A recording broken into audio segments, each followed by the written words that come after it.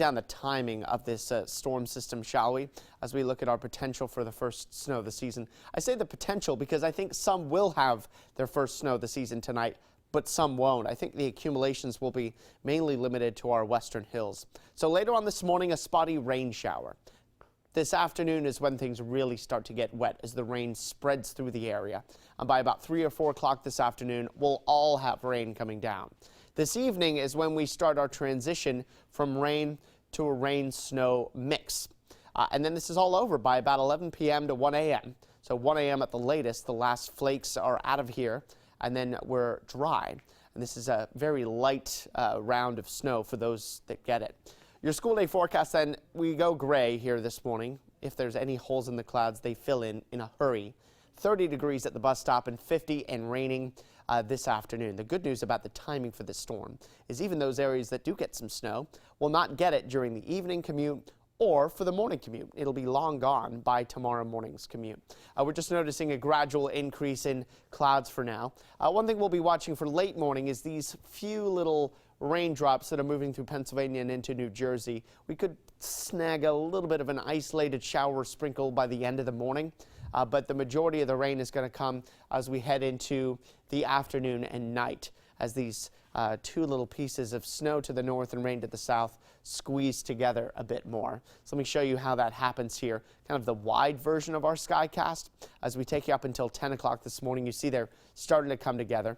10 a.m., perhaps an isolated shower over us, and the snow this morning through the afternoon is going to stay to our north and west. Here we are at 1 o'clock, steadier rain starting to arrive and then spreading through the area by 3 or 4 o'clock. But still, the snow is to our north and west through 4 o'clock. It's this evening that we start seeing the temperatures starting to drop and snow wrapping around on the backside of the storm.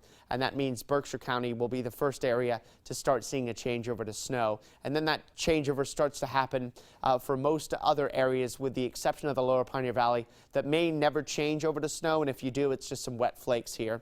Here we are at 11, and then shortly after that, the storm pulls away, and then we're done with it here by the time we're up and out tomorrow morning. So rain gradually developing today, a couple spotty showers later this morning, but most of the rain will wait until this afternoon. Highs 48 to 52 here today.